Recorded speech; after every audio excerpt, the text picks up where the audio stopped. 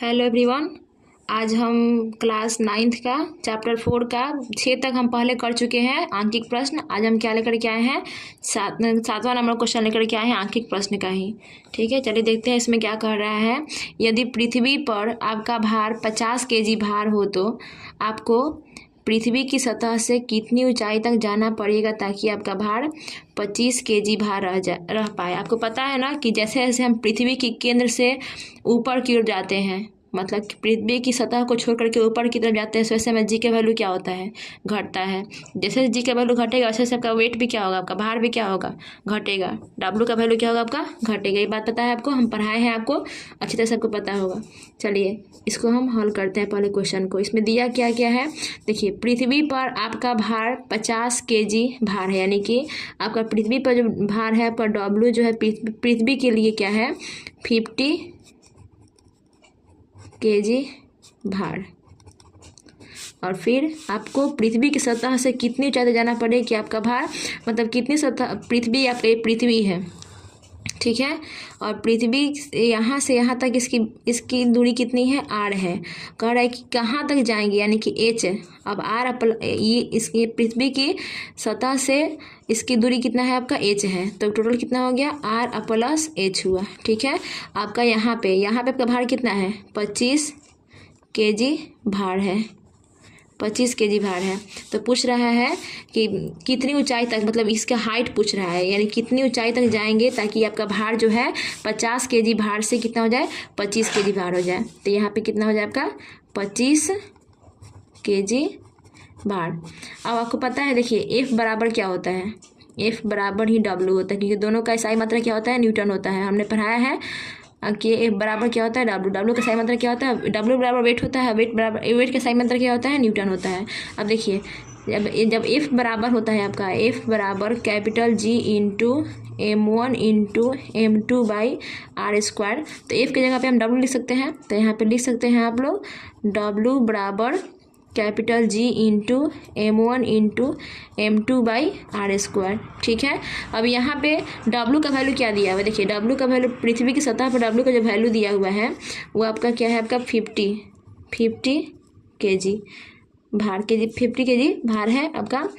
और उसके बाद G into m1 into m2 by R square. ठीक है, इसको इक्वेशन 1 मान लेते हैं हम।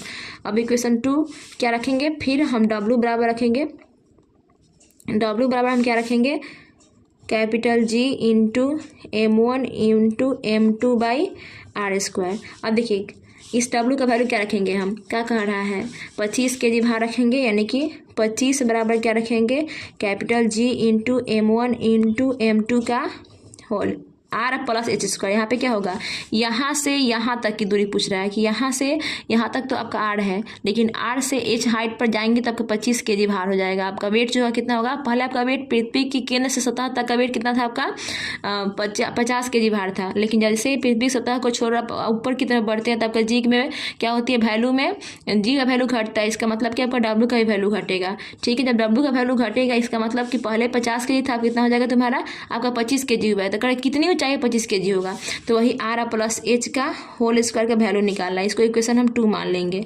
अब देखिए यहाँ पे लिखेंगे इक्वेशन 1 से इक्वेशन 2 को भाग देंगे, समीकरण क्या लिखेंगे, समीकरण 1 भागा समीकरण 2 को। अब देखिए समीकरण 1 क्या है आपका 50/25 बराबर समीकरण 1 में क्या है G m1 m2 का होल आर स्क्वायर, सॉरी बटा ये वाला जी लिखेंगे, देखिए G m1 m2 बटा आर प्लस एच का होल स्क्वायर। इसमें कोई डाउट आप लोग को नहीं हुआ होगा। अब देखिए 25 दूनी के 50 दो बार में कट गया, और देखिए ये जी m1 m2 से ये जी m1 m2 कट गया, इससे ये ख़त्म हो गया। इसको अगर इसको हम ऐसे लिख दे तो क्या बचेगा आपका 1 बाई आर स्क्वायर बटा 1 बटा आर प्लस एच का होल स्क्वायर। ठीक है, अब देखिए यहाँ पे क्या बचा, काटने के बाद 2 बराबर कितना हो जाएगा, ये ऊपर चला जाएगा तो आर प्लस एच का होल स्क्वायर बटा आर स्क्वायर ये है। अब देखिए इसको ऐसे लिख सकते हैं ना, 2 बराबर आर प्लस एच बटा आर पूरा का होल स्क्वायर, क्योंकि इसमें भी स्क्वायर है इसमें भी स्क्वायर, पूरा होल स्क्वायर कर दिए हम। अब देखिए यहाँ पे एक और चीज़ कर सकते हैं, यहाँ पे आर प्लस एच ही है ना, हाँ आर प्लस एच का होल स्क्वायर है और क्या है आपका आर स्क्वायर। यहाँ पे क्या कर सकते हैं, इसको एक और तरीका कर सकते हैं, 2 इक्वल टू देखिए ये आर बटा आर लिख देंगे, आर बटा आर प्लस एच बटा आर का होल स्क्वायर कर देंगे। तो देखिए इस आर से ये आर खत्म हो जाएगा। अब कितना बचा आपका 2 इक्वल टू यहाँ पे आर से आर खत्म हो गया तो 1 बचा, 1 प्लस एच बाई आर का होल स्क्वायर। अब देखिए पृथ्वी की जो सतह से उसकी जो दूरी होती है, मतलब सतह से केंद्र से उसकी दूरी जो होती है कितनी होती है 6400 किलोमीटर। कितना होता है 6400 किलोमीटर होता है, 6400 मीटर होता है, ठीक है, ये अब किलोमीटर में होता है। तो ये आपका वैल्यू पता है, आपको बताया गया वैल्यू है आपको। तो देखिए यहाँ पे आर की जगह पे हम क्या रखेंगे 6400। देखिए अब यहाँ पे हम यहाँ शुरू करते हैं, इस पर पेज नहीं है तो हम इसी में एडजस्ट कर देते हैं इसको अच्छे से। इसके बाद यहाँ से आते हैं तो यहाँ पे देखिए कितना लिखेंगे 2 is equal to 1 plus H by 6400 पूरा का होल स्क्वायर कर देंगे। अब देखिए ये इधर यहाँ पे क्या करेंगे हम 2 इधर है, ये 2 स्क्वायर जो है इधर आएगा तो इसमें हो जाएगा आपका 2 रूट में हो जाएगा, √2 अब बराबर हो जाएगा 1 प्लस एच बाई 6400। इसमें कोई डाउट आपको नहीं होगा। देखिए √2 का वैल्यू कितना होता है 1.414 होता है, आप निकालिएगा यही आपको वैल्यू आएगा। अब बराबर 1 प्लस एच बाई 6400, ठीक है। देखिए ये जो 1 है ये प्लस में इधर है तो इसमें आ जाएगा माइनस में, तो 1.414 माइनस 1 बराबर एच बटा 6400। अब देखिए इसमें से इतना घटाएगा तो कितना हो जाएगा आपका 0.414 बराबर एच बटा 6400। अब गुना कर दीजिए तो एच बराबर कितना हो जाएगा 6400 गुने 0.414 हो जाएगा। अब गुना कर दीजिए इसको कितना हो जाएगा आपका, इसे ख़त्म कीजिएगा तो इतना होगा आपका 1 2 कट गया, कितना बचा आपका 64 गुने 41.4। इसको आप गुना कीजिएगा, सही है आपका 64 गुने 41.4 आया। अब इसको आप गुना करके देख लीजिएगा, वीडियो को पॉज करके गुना कीजिएगा। इसका एक्चुअल वैल्यू कितना आएगा आपका 2649.8 आएगा। तो इसको हम क्या ले सकते हैं पूरा वैल्यू 2650। 9 है 5 से बड़ा वैल्यू है तो यहाँ पे 5 से बड़ा वैल्यू यहाँ पे है तो 9 का क्या हो जाएगा फिर 0 बन जाएगा, यानी कि 49 बन जाएगा। अप्रॉक्स वैल्यू कितना आ गया आपका, जो हाइट है वो कितना मीटर है 50 मीटर है आपका टोटल हाइट। इतना आंसर आपका दिया होगा बुक में, देखिएगा इतना दिया होगा, ठीक है। तो ये आपका हुआ क्वेश्चन नंबर 7 का आंसर। आई होप ये क्वेश्चन आपको बहुत अच्छे से समझ में आई होगी। चलिए अगला क्वेश्चन की तरफ बढ़ते हैं। अगला क्वेश्चन क्या है, यदि कोई ऐसा ग्रह हो जिसका द्रव्यमान पृथ्वी से 2 गुना तथा त्रिज्या 3 गुना हो तो उस ग्रह की सतह पर, उस ग्रह की जो सतह पर बाबू ये जो है 9.0 kg द्रव्यमान है। उस ग्रह पे कोई वस्तु है, उस वस्तु की सतह, उस ग्रह पे जो वस्तु है उसके सतह पे आपका द्रव्यमान कितना है वस्तु का 9.0 kg की वस्तु का भार क्या होगा। कह रहा है इस वस्तु का जब द्रव्यमान इतना kg है तो उस वस्तु का भार क्या होगा, यानी कि W क्या होगा। तो W क्या होगा, W बराबर फॉर्मूला हमने क्या पढ़ा है W बराबर M इंटू G। देखिए बाबू इसमें आपका तो M तो दे दिया है लेकिन G का वैल्यू क्या करना है हमको निकालना है, G का वैल्यू क्या करना है हमको निकालना है, इसको फाइंड आउट करना है। तो क्वेश्चन पर कह रहा है कि कोई ऐसा ग्रह इसका द्रव्यमान पृथ्वी से, मान के चलिए कि पृथ्वी का द्रव्यमान के लिए क्या फॉर्मूला निकाल सकते हैं, स्मॉल g बराबर हम क्या पढ़े हैं, स्मॉल g बराबर कैपिटल G इंटू M/r² पढ़े हैं, कोई डाउट इसमें नहीं हुआ होगा। चलिए इसके द्रव्यमान की क्या कह रहा है, पृथ्वी जिसका द्रव्यमान पृथ्वी से 2 गुना, अब तक कोई और जगह है, मतलब कोई और पृथ्वी के अलावा कोई और सा जगह है, ग्रह है जिसमें आपका G' हम देते हैं, तो G' जो है आपका G/m/r² में भी हम लिखेंगे। ये कह रहा है जिसका द्रव्यमान पृथ्वी के, मतलब जो इसका जो द्रव्यमान है ये इस पृथ्वी के द्रव्यमान कितना गुना है 2 गुना है, ठीक है। और उसकी त्रिज्या, ये त्रिज्या है कितनी गुनी है 3 गुनी है, त्रिज्या कितनी गुनी है 3 गुनी है। तो उस ग्रह की सतह पर इतना हम लिख दिए। अब इसको क्या कर सकते हैं, देखिए इसके यहाँ पे G/2m हो जाएगा, 2 गुना है और बटा 3 अब पूरा आर ही का ना वैल्यू दिया हुआ आपका 3 गुनी है आपका, तो कितना हो जाएगा 9, 9r² है, 3 3 9r², पूरा का होल स्क्वायर हो जाएगा ना ये, तो कितना हो जाएगा 9r²। अब देखिए इसे कॉमन हम काट लेंगे तो कितना हो जाएगा GMr²। यहाँ पे क्या लिख देंगे G, ये जो M है तो M लिख देंगे, और बट्टा में क्या बचा है r²। अब बराबर क्या लिख सकते हैं इसको 2/9। इसमें कोई आपत्ति किसी को भी, 2 बराबर नहीं लिखेंगे, गुना में लिखेंगे, इसको गुना में ही है ना।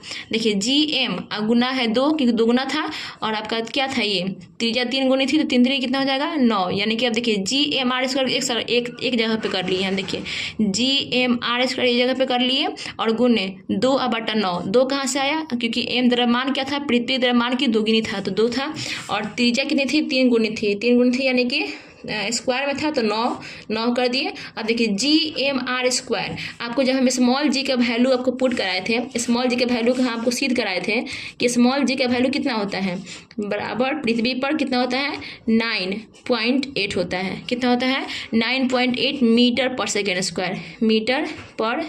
स्क्वायर होता है।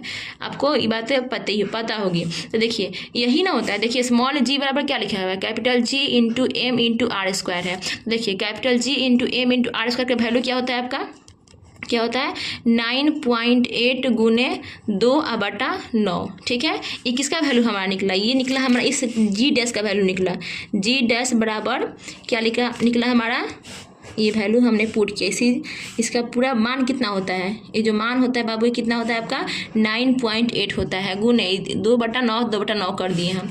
यहाँ पे देखिए G' बराबर क्या हमारा आया वैल्यू 9.8 गुने 2/9। हमको निकालना क्या है, देखिए W बराबर mg, यानी कि m का वैल्यू किसी वस्तु का उस ग्रह पे m का वैल्यू दिया है, यानी कि द्रव्यमान दिया हुआ है, और पूछ क्या रहा है आपका, क्या पूछ रहा है, वस्तु का भार पूछ रहा है। देखिए भार पूछ रहा है, तो यहाँ पे देखिए G' का वैल्यू निकाल लिए, उसी ग्रह पे G' का वैल्यू निकाल लिए, और M का वैल्यू मुझे पता है। तो देखिए यहाँ पे क्या लिखेंगे W बराबर M इंटू G।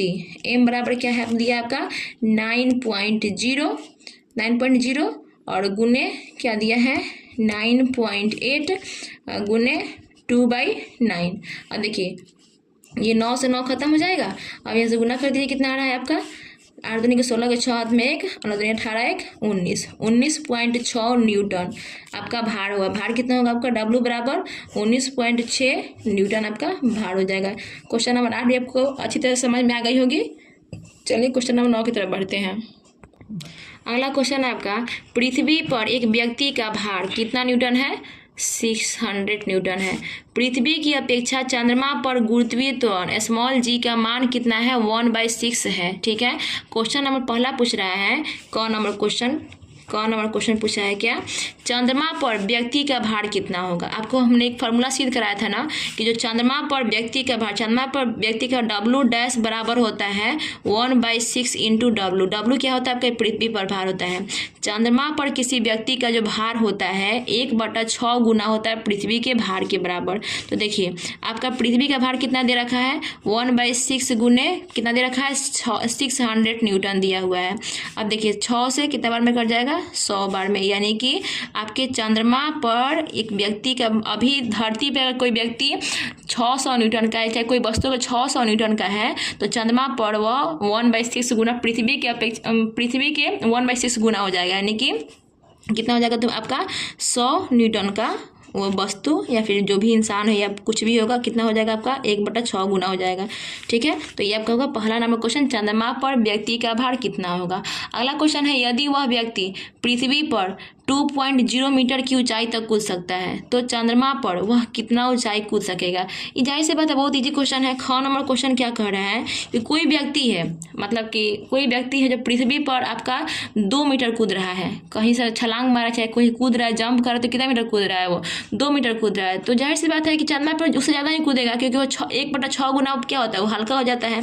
तो यहाँ पे कितना हो जाएगा, क्या कर दीजिएगा आप 2 में डायरेक्टली यहाँ पे 2 में 6 से गुना कर लीजिएगा, यानी कि 12 मीटर की ऊंचाई क्या करेगा, वो पृथ्वी पर कूदेगा। कहाँ पे, चंद्रमा पर कूद पाएगा वो। ठीक है, अगला क्वेश्चन कह रहा है कि व्यक्ति का पृथ्वी पर द्रव्यमान कितना है।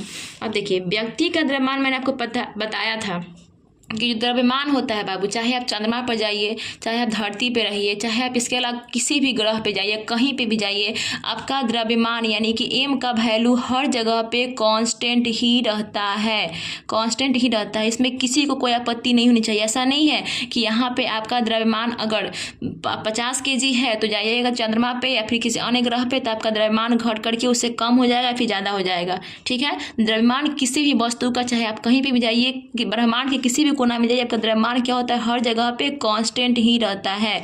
ठीक है, वेट का वैल्यू क्या होता है आपका, कभी बढ़ता है तो कभी घटता है। आपका जी का वैल्यू के अनुसार, जी का वैल्यू कभी बढ़ेगा कभी घटेगा, ऊपर जाइएगा तो बढ़ेगा, सॉरी घटेगा, और नीचे आइएगा तो क्या होगा आपका बढ़ेगा। तो डब्ल्यू और जी बढ़ेगा, लेकिन एम का वैल्यू क्या होता है, हर जगह पे कांस्टेंट रहता है। तो वहीं पे देखिए कह रहा है कि व्यक्ति का पृथ्वी पर द्रव्यमान कितना होगा। तो डब्ल्यू बराबर पहले क्या फॉर्मूला पढ़े हैं, एम इंटू जी पढ़े हैं, क्या पढ़े हैं। अब द्रव्यमान पूछ रहा है, पृथ्वी पर द्रव्यमान, तो एम बराबर क्या निकालेंगे हम, डब्ल्यू बाई जी। देखिए डब्ल्यू कितना दिया है आपका 600 न्यूटन, और जी का वैल्यू कितना ले रहा है हमको 10, तो कितना हो जाएगा 60 न्यूटन, सॉरी 60 न्यूटन कहाँ से होगा, 60 kg होगा।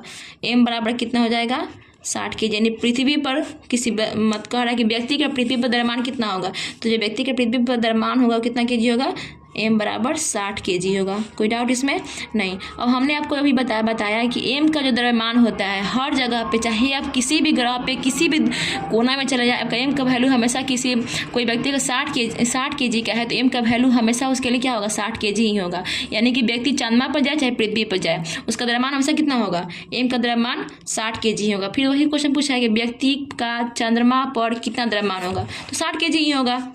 क्यों 60 kg होगा, क्योंकि द्रव्यमान आपका हर जगह पे कांस्टेंट ही रहता है। डब्ल्यू बराबर एम, यहाँ पे भी लिख देते हैं डब्ल्यू बराबर क्या हो जाएगा एम जी, तो एम बराबर कितना हो जाएगा डब्ल्यू बाई जी। यहाँ पे भी डब्ल्यू कितना है आपका 600/10, कितना हो जाएगा आपका 60 kg, यानी कि आपका चंद्रमा पर भी आपका द्रव्यमान कितना होगा 60 kg। आप इस चंद्रमा के अलावा किसी और भी ग्रह पे जाइएगा, द्रव्यमान हर जगह पे कितना होगा 60 kg ही होगा, सॉरी।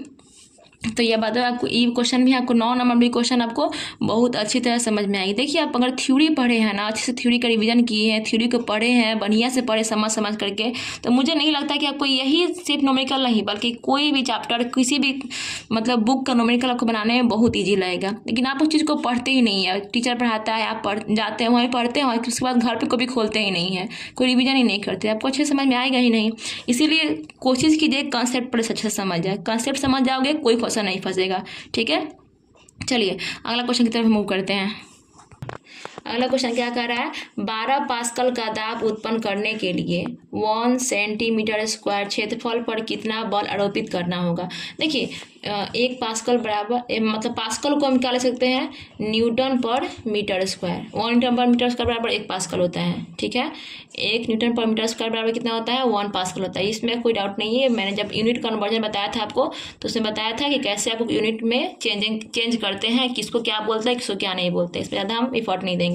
चलिए तो आपका जो दाब है यानी कि प्रेशर जो P है आपका कितना दे रखा है 12 न्यूटन पर मीटर स्क्वायर या फिर पास्कल दिया है। ठीक है, और क्या दिया है आपका, देखिए क्षेत्रफल एरिया क्या दिया है 1 सेंटीमीटर स्क्वायर। देखिए सेंटीमीटर स्क्वायर को मीटर में बदलेगा, पहले आपको पता है ना कि 1 मीटर बराबर 100 सेंटीमीटर होता है। अब हमको 1 सेंटीमीटर बराबर कितना हो जाएगा 1/100 मीटर हो जाएगा, भाग दे दोगे। देखिए अब 1/100 मीटर हो जाएगा, लेकिन यहाँ पे देखिए सेंटीमीटर का स्क्वायर है, इसका मतलब कि 1 सेंटीमीटर स्क्वायर बराबर 1 सेंटीमीटर स्क्वायर बराबर 1/1 पर पहले 2 जीरो था, सेंटीमीटर था तो, लेकिन अब यहाँ पे सेंटीमीटर स्क्वायर तो कितना जीरो हो जाएगा 40 मीटर स्क्वायर हो जाएगा। इसमें कोई डाउट आप लोग को नहीं होना चाहिए। देखिए यूनिट कन्वर्जन पर ध्यान देना बहुत जरूरी है। अगर आपको न्यूमेरिकल नहीं बन रहा, फार्मूला आपको याद, सब कुछ याद है, आपसे न्यूमेरिकल अगर नहीं बन रहा इसका मतलब क्या है आपका यूनिट कन्वर्जन में प्रॉब्लम है, आपको यूनिट कन्वर्जन करने सही से ढंग से नहीं आता है। तो देखिए यहाँ पे कितना हो जाएगा, एरिया कितना हो जाएगा आपका 1/1 पर 1 2 3 4 इतना हो जाएगा आपका मीटर स्क्वायर। पूछ कर रहा है F बराबर वॉट, यानी कि F बराबर एक बल पूछ रहा है कितना बल आरोपित करना होगा। तो देखिए P बराबर क्या होता है एफ बाई ए। तो एफ बराबर क्या होता है पी गुने ए। पी का वैल्यू क्या दे रखा है आपका 12 गुने एरिया कितना है 1 पर 1 2 3 4। क्या लिखेंगे आपका 12 गुने 10 के पावर -4 क्या हो जाएगा 4 सबका केजी मीटर पर सेकेंड स्क्वायर होता है केजी मीटर पर सेकेंड स्क्वायर, यानी कि इसको हम लिख सकते हैं न्यूटन। क्या लिख सकते हैं इसको हम न्यूटन।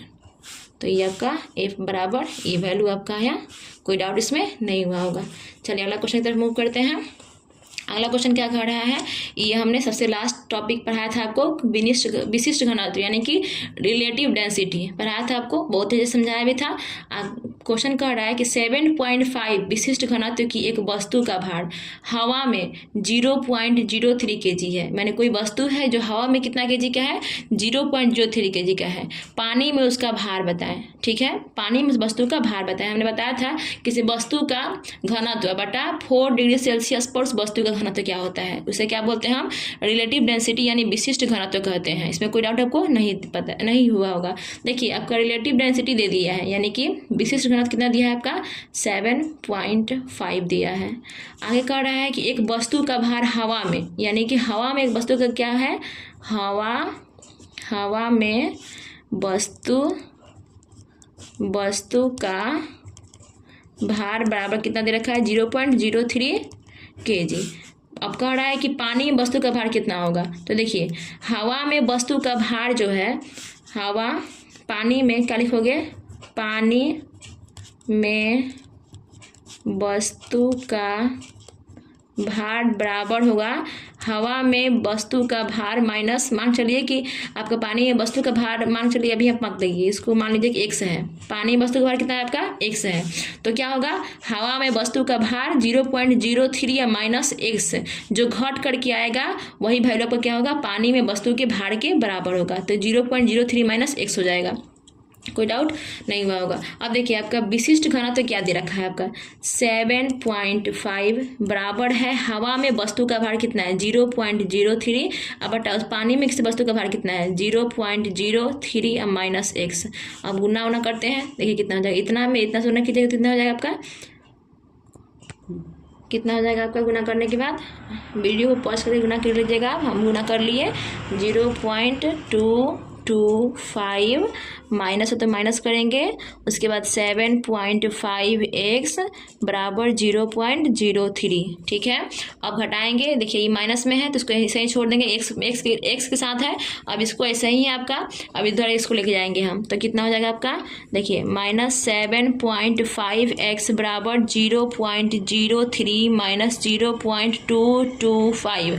आपको पॉइंट वाला तो जोड़ घटाव गुना भाग तो आता होगा अच्छे तरह से, इसमें तो हम कुछ बताने की जरूरत ही नहीं है। तो 0.225 में से 0.030 घटाएंगे तो कितना हो जाएगा 5, कितना हो जाएगा अब देखिए 12 में से 3 गया 9, उसके बाद कितना हो जाएगा 1 0, तो कितना हो जाएगा आपका -7.5x बराबर 0.195। अब देखिए यहाँ पर निगेटिव में है क्योंकि ये वैल्यू 12 था ये वैल्यू छोटा था, तो निगेटिव है निगेटिव पॉजिटिव हो जाएगा। x बराबर कितना हो जाएगा 0.195 बटा 7.5। अब इसका भाग दीजिएगा तो कुल वैल्यू कितना आएगा, कट आउट करके घटाने के बाद आपका कुल वैल्यू कितना आएगा, घटाने के बाद कुल वैल्यू कितना है आपका आएगा 0.026 kg, यानी कि x इक्वल टू कितना आ जाएगा 0.026 kg आपका आएगा। क्या पानी में उस वस्तु का भार कितना होगा। आपको तो पता है ना कि कोई भी वस्तु हवा में कुछ अलग भार उसका होता है, लेकिन जैसे वो पानी में जाता है उसके भार में आभासी कमी आ जाती है। वही आभासी कमी जो आता है आपका है पानी में कितना है पर 0.02 kg का कमी आ गया। आई होप आपको ये 11 नंबर क्वेश्चन भी बहुत अच्छी तरह समझ में आएगा। ठीक है, अगर क्वेश्चन आपको अच्छा समझ में आता है तो वीडियो को लाइक कीजिए, सब्सक्राइब कीजिए और वीडियो को ज़्यादा से ज़्यादा शेयर कीजिए ताकि आपके अलावा और भी बच्चे जो पढ़ने की इच्छुक है और जिन्हें न्यूमेरिकल की समझ अच्छी से नहीं आती है वो न्यूमेरिकल को अच्छी तरह से सॉल्व कर पाए। ठीक है, चलिए अगला क्वेश्चन की तरफ बढ़ते हैं। रुको, अगला क्वेश्चन क्या है आपका question number 12 and last question है ये आपका। किसी ठोस पदार्थ का भार हवा में 3 न्यूटन है, उसी ठोस का किसी द्रव में भार 2.6 न्यूटन तथा पानी में 2.5 न्यूटन है, तो द्रव का अपेक्षिक घनत्व यानी कि रिलेटिव डेंसिटी निकालना है आपका। तो हमने इस फार्मूला को बहुत अच्छे से रिलेटिव डेंसिटी के बारे में आपको अच्छी तरह से बताया है। ठीक है, सबसे पहले देखिए हवा में क्या भार, हवा में पदार्थ का भार बराबर क्या हो सकता है, क्या दिया हुआ है आपका 3 न्यूटन। अब देखिए द्रव के उसी ठोस में किसी द्रव उसी ठोस का किसी द्रव में भार, तो द्रव में भार कितना होगा, द्रव में भार बराबर कितना हो जाएगा, हवा में पदार्थ का भार माइनस द्रव में पदार्थ का भार। तो हवा में कितना है 3 माइनस 2.6 कितना हो जाएगा आपका, यानी कि 0.4 न्यूटन हो जाएगा। फिर कह रहा है पानी में, उसी ठोस का पानी में आपका भार, यानी कि हवा में ठोस का भार और माइनस पानी में जो वस्तु का भार है वो, तो कितना हो जाएगा, पानी में जो भार होगा वो कितना हो जाएगा, हवा माइनस पानी का भार कितना हो जाएगा 2.5, तो कितना हो जाएगा आपका कुल 0.5 न्यूटन। अब देखिए क्या निकालने कर रहा है, अपेक्षिक घनत्व क्या होता है, किसी वस्तु का घनत्व बटा 4 डिग्री सेल्सियस पर पानी का घनत्व। ठीक है, तो देखिए पानी का घनत्व क्या है आपका, ये आया, कितना आया, ये घनत्व नहीं है आपका, ये भार है, पानी का भार कितना है आपका, इतना है, और किसी वस्तु का भार क्या है आपका, ये है। ठीक है, तो पूछ रहा है कि इसका अपेक्षिक घनत्व कितना होगा, तो इसका लिखेंगे हम